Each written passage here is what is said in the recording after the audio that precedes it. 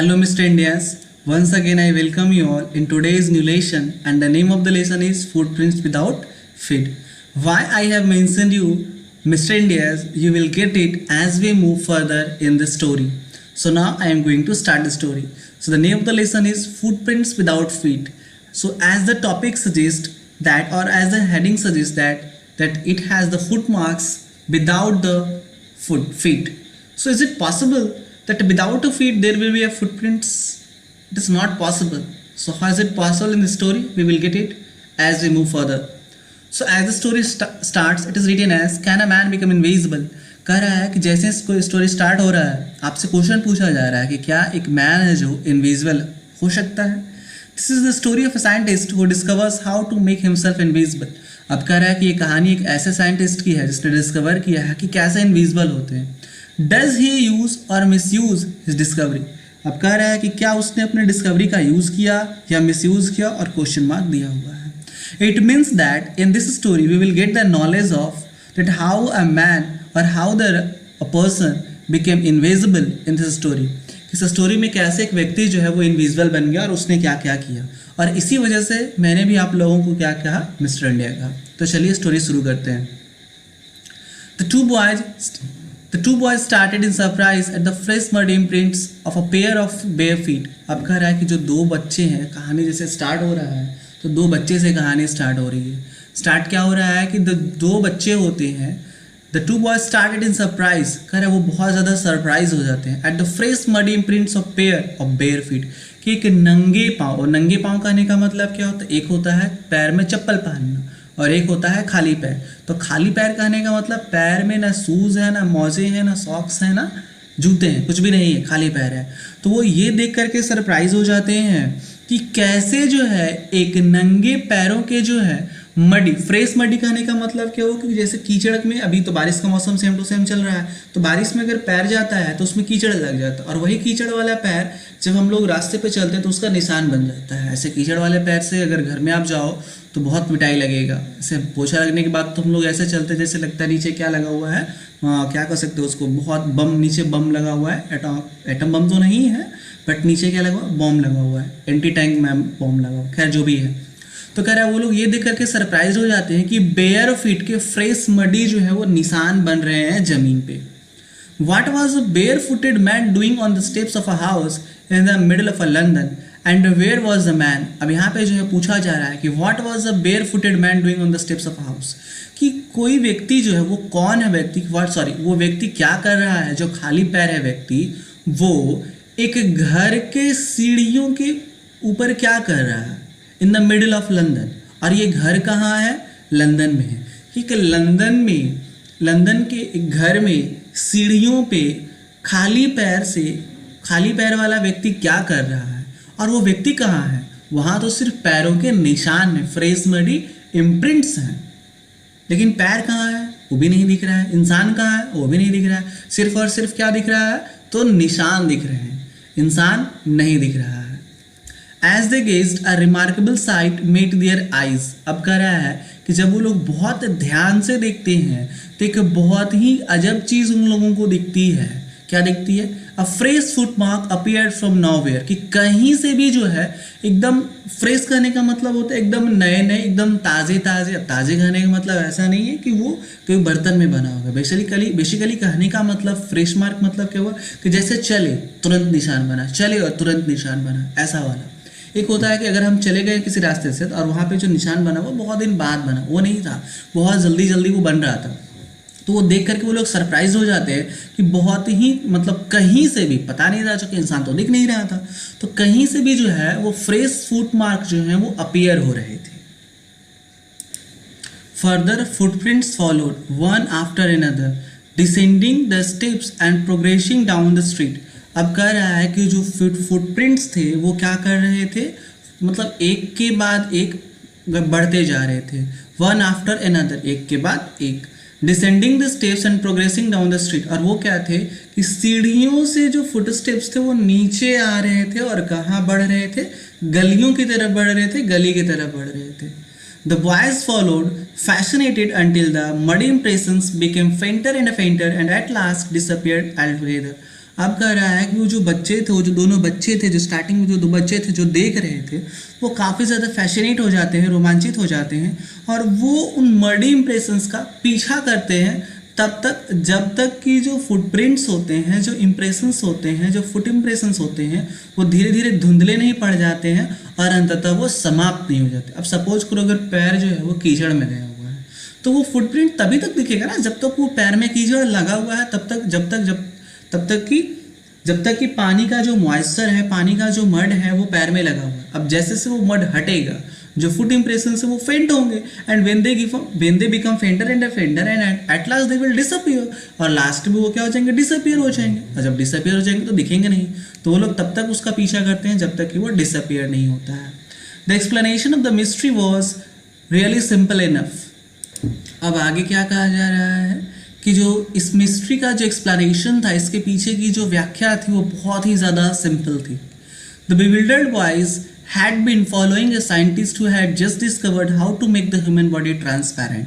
अब कह रहा है कि वो जो दो बच्चे जो कंफ्यूज्ड थे, जो सरप्राइज थे, वो क्या कर रहे थे, एक साइंटिस्ट का पीछा कर रहे थे जिसने क्या किया था, अभी अभी जो है वो एक ऐसे मेडिसिन का, एक ऐसी चीज़ का डिस्कवर किया था जो क्या करता था, ह्यूमन बॉडी को ट्रांसपेरेंट बना दिया था। और उसी चीज़ का इस्तेमाल करके ये जो साइंटिस्ट था वो डिसअपियर हो चुका था, और जिसके वजह से उसका बॉडी नहीं दिख रहा था, सिर्फ और सिर्फ उसका क्या दिख रहा था, फुटप्रिंट्स दिख रहे थे। Griffin the scientist had carried out experiment after experiment to prove that the human body could become invisible. अब कह रहा है ग्रिफिन, और उस साइंटिस्ट का नाम क्या था, ग्रिफिन था। अब कह रहा है Griffin the scientist had carried out experiment after experiment, मतलब उसने जो है क्या किया, ह्यूमन बॉडी को इनविजिबल बनाने के लिए एक के बाद एक एक्सपेरिमेंट किया। Finally he swallowed certain rare drugs and his body became as transparent as sheet of glass, though it also remained as solid as glass। अब आगे क्या कर रहा है कि इतना सारा जब उसने एक्सपेरिमेंट किया तो अंततः एट लास्ट उसने क्या किया, कुछ रेयर ड्रग्स को, कुछ स्पेशल ड्रग्स को, कुछ स्ट्रेंज ड्रग्स को उसने क्या किया, निगल गया, चबा लिया। अब जिसके वजह से जो उसकी बॉडी थी वो ट्रांसपेरेंट हो गई, एक ग्लास सीट के जैसा, जैसा कि एक शीशा का ग्लास होता है ना जिससे हम लोग आर पार देख सकते हैं, एकदम बिल्कुल वैसा हो गया। Though it also remained as solid as glass, और ऐसा नहीं था कि वो बहुत ज़्यादा क्या था, फिबल था, नहीं, वो बहुत ही ज़्यादा क्या, मतलब वो क्या था, ग्लास की तरह सॉलिड ही था। Brilliant scientist he was, Griffin was rather A lawless person. अब कह रहा है कि जो कितना ज़्यादा ब्रिलियंट होगा ये ग्रिफिन, आप सोच सकते हो कि जिसने क्या कि एक ऐसे मेडिसिन का, एक ऐसा कुछ खा लिया जिससे उसकी बॉडी ट्रांसपेरेंट हो गई। सोचो अगर आपको मिल जाता तो आप क्या करते, सोचो, सिर्फ सोच के देखो। Griffin was rather A lawless person. अब कह रहा है कि इतना महान साइंटिस्ट तो था, ब्रिलियंट तो था, लेकिन वो एक लॉलेस पर्सन था, मतलब कानून को नहीं मानने वाला था, मतलब कानून से बेपरवाह व्यक्ति था, कानून को तोड़ने वाला था। His landlord disliked him and tried to eject him। उसका जो लैंडलॉर्ड था, जहाँ वो रहता था, वो ग्रिफिन को नापसंद करता था, और इसके वजह से जो उसका लैंडलॉर्ड था, जो उसका मालिक था, उसने क्या किया, ग्रिफिन को वहाँ से अपने घर से निकाल दिया। In revenge Griffin set fire to the house. अब सोच सकते हो कितना खतरनाक, कितना ज़्यादा पागल वाला ये व्यक्ति था ग्रिफिन। उसने क्या किया, रिवेंज लेने के लिए, बदला लेने के लिए अपने लैंडलॉर्ड के हाउस को ही आग लगा दी। To get away without being seen he had to remove his clothes. अब कह रहा है कि उसने आग लगा दिया, अब पुलिस उसका क्या करेगी, अब पुलिस उसको आग लगाएगी, उसका आरती उतारेगी। तो उससे बचने के लिए, पुलिस से बचने के लिए और चीज़ों से बचने के लिए उसको क्या था कि अगर वो किसी को नहीं दिखना चाहता, अगर वो इनविजिबल बनना चाहता है, तो उसको क्या करना पड़ेगा, अपने कपड़े उतारने पड़ेंगे। अब अगर सपोज करो कि पैर में सॉक्स पहना हुआ है, तो जितने पार्ट में सॉक्स है सिर्फ वही विजिबल होगा, बाकी सारे पार्ट विजिबल नहीं होंगे। अब ग्रिफिन को भी क्या करना था, पुलिस से बचना था, लोगों से बचना था, तो उसको क्या करना पड़ा, अपने सारे कपड़े उतारने पड़े। Thus it was that he became a homeless wanderer, without clothes, without money, and quite invisible until he happened to step in some mud and left footprints as he walked। अब कह रहा है कि उसने क्या किया, अपने लैंडलॉर्ड के घर को आग लगा दिया। अब उसके पास रहने के लिए कोई घर भी नहीं था, तो एक क्या बन गया, होमलेस वांडरर बन गया, मतलब बिना घर का इधर उधर भटकने वाला इंसान बन गया। विदाउट क्लॉथ्स, अब उसके पास कपड़े भी नहीं थे। अब सवाल है कपड़े क्यों नहीं थे, क्योंकि अगर वो कपड़े पहन लेता, if he wears the cloth, then what will happen? Definitely he will caught by the police. तो उसको पुलिस क्या करता है, पकड़ लेता है। इसलिए उसके पास, उसके शरीर पे कपड़े भी नहीं थे, उसके पास पैसे भी नहीं थे, और क्वाइट इनविजिबल, और वो बिल्कुल क्या था, इनविजिबल था। तब तक until he happen to step in some mud, तब तक जब तक कि वो एक मड में अपना पैर नहीं डाला, और मड में उसका पैर जाने की वजह से उसके जो फुटप्रिंट्स थे वो बनते गए जैसे जैसे वो सीढ़ियों से उतर रहा था, जैसा कि आपको स्टोरी के स्टार्टिंग में बताया गया। He escaped easily enough from the boys who followed his footprints in London. अब कह रहा है कि वो वहाँ से उन दोनों बच्चों से तो बड़े ही आसानी से क्या कर गया, बच निकला, जो वो बच्चे जो उसके फुटप्रिंट्स का पीछा कर रहे थे लंदन में। But his adventures were no means over, लेकिन जो उसके जो एडवेंचर्स थे, जो रिस्की जर्नी थे, वो भी खत्म नहीं हुए थे। He had chosen a bad time of the year to wander about London without clothes. अब कह रहा है कि उसने एक गलत समय को चुन लिया, साल के गलत समय को चुन लिया घूमने के लिए लंदन में बिना कपड़ों के।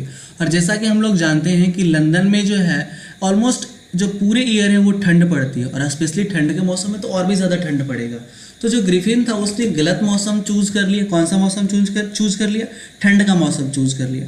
अब ठंड के मौसम में बिना कपड़ों के, और वैसे भी लंदन जैसे शहर में अगर कोई घूमेगा तो सोचो उसको कितनी ठंड लगेगी।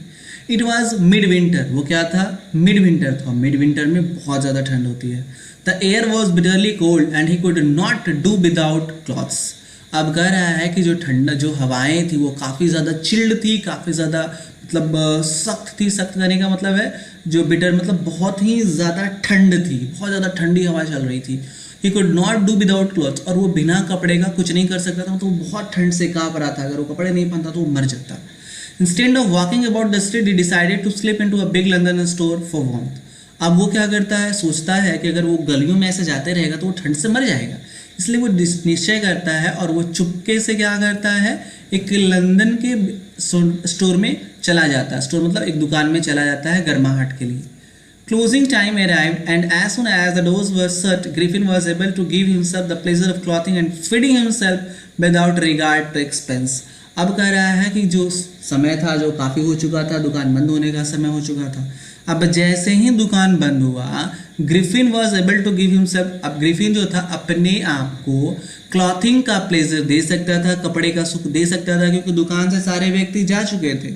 और अगर अब वो जो है ग्रिफिन कपड़े पहन सकता था, क्योंकि अब वहाँ पे कोई देखने वाला ही नहीं था। अगर वो कपड़े पहन भी लेता और विजुअल हो भी जाता, इसलिए ग्रिफिन क्या करता है, कपड़े पहन लेता है। And feeding himself without regard to expense, और उसने अपने आप को वो खिला सकता था, मतलब वो खा सकता था बिना पैसे खर्च किए, क्योंकि उसके पास पैसे भी नहीं थे।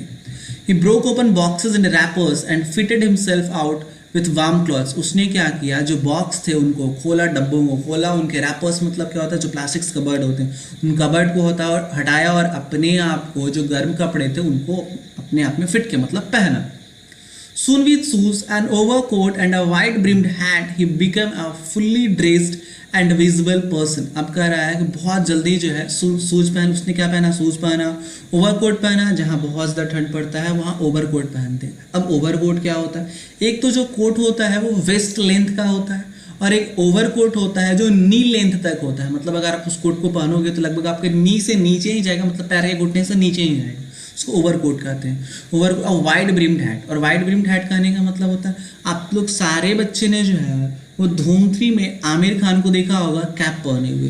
तो हैट वाला जो कैप होता है ना, उसका आगे की ओर ब्रिम मतलब बहुत ज़्यादा किनारे निकले होते हैं, उसको ब्रिम्ड हैट बोलते हैं। उसको पहना। He became fully dressed and visual person. अब उसने क्या किया, चूंकि शूज भी पहन चुका था वो, कैप भी, हैट भी पहन चुका था वो, कपड़े भी पहन चुका था, और जिसके वजह से वो एक फुल्ली विजुअल मैन बन चुका था। In the kitchen of the restaurant, he found cold meat and coffee, and he followed up the meal with sweets and wine taken from the grocery store. अब कह रहा है उसने क्या किया, रेस्टोरेंट के किचन में गया और वहाँ पे उसको क्या मिला, कोल्ड मीट मिला और कॉफ़ी मिला। And he followed up the meal with sweets and wine. अब उसने तो मीट और कॉफ़ी को तो खाया ही, साथ में जो है उसने क्या किया, स्वीट्स मतलब मिठाइयाँ भी खाए, और वाइन उसने कहाँ से लिया, ग्रॉसरी स्टोर। और ग्रॉसरी स्टोर क्या होता है, एक तरह से जनरल स्टोर ही होता है जहाँ पे डेली यूज़ के सारी चीज़ें मिलती हैं। तो वहाँ से उसने क्या किया, वाइन लिया। अब सवाल है वाइन क्यों लिया, क्योंकि वाइन जो है वो गर्माहट देने का काम करती है। But keep in mind that it is only suitable in the where in the winter countries और द कोल्ड कंट्रीज, वहाँ के लिए ज़्यादा सुटेबल है जहाँ पे ठंड पड़ती है। अब हमारे यहाँ ठंड नहीं पड़ती है, इंडिया में जो है वो बहुत ज़्यादा ठंड नहीं पड़ती, यहाँ नॉर्मल टेम्परेचर रहता है, तो यहाँ के लोगों को वाइन नहीं पीना चाहिए। बट फिर भी यहाँ के जो लोग हैं ना, चूँकि जो इंग्लैंड से जो लोग आए थे, जो लंदन से जो लोग आए थे, ब्रिटिशर्स जो थे वो लंदन से आए थे, तो वहाँ पे बहुत ज़्यादा ठंड पड़ती है, इसलिए वो लोग वाइन पिया करते थे।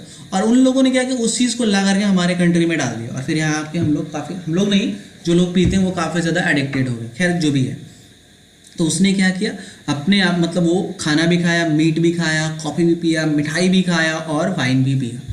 Finally he settle down to sleep on a pile of quilts, और अंततः जो है वो क्या किया, अपने वो सो गया। और कहाँ सोया, पाइल ऑफ क्विल्ट्स।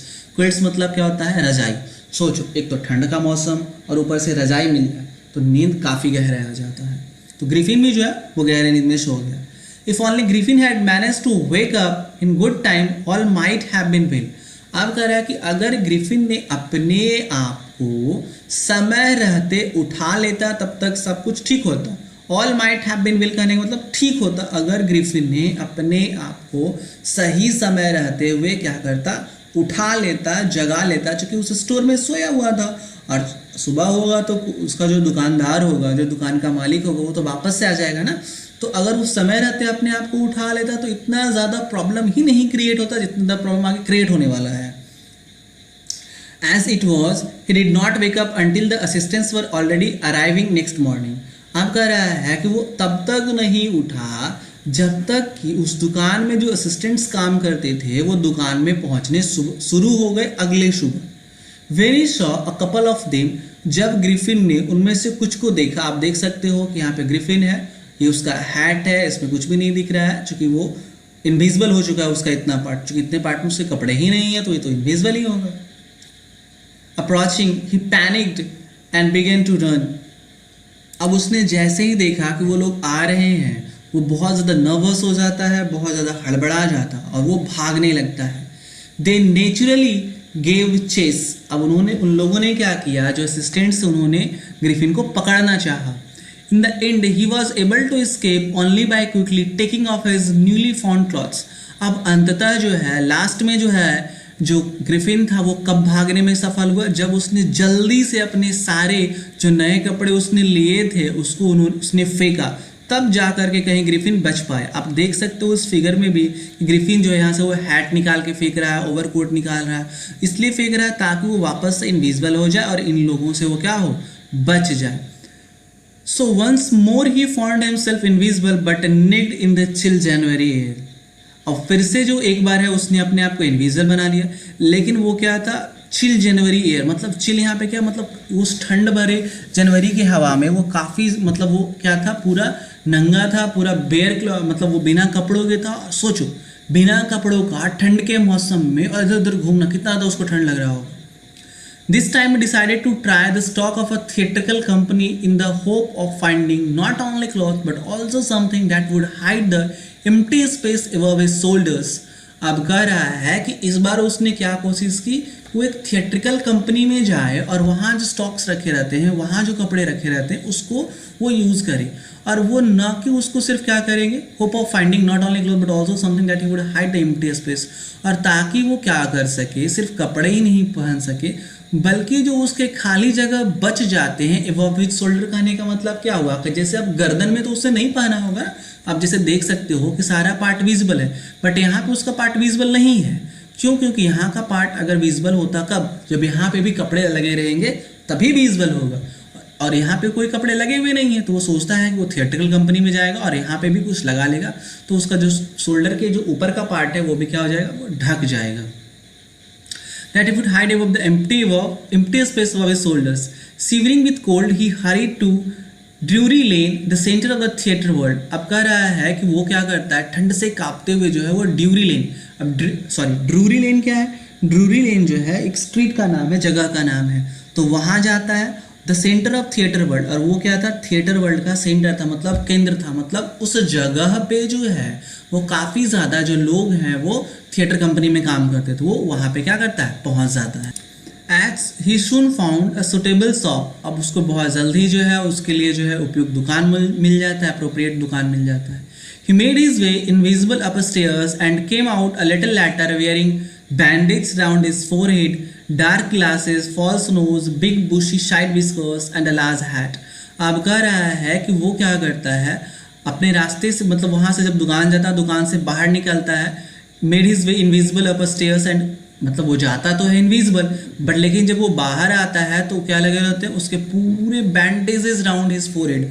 फोरहेड मतलब पूरा जो फेस का हिस्सा होता है उसमें पूरा वो क्या लगा हुआ रहता है, बैंडेज लगा हुआ रहता है. और क्या करता है, वो डार्क ग्लासेस लगा लेता है ताकि उसकी आंखें दिख सके. और क्या करता है, फॉल्स नोज लगा लेता है, नकली नाक लगा लेता है ताकि उसका जो नोज है वो दिख सके.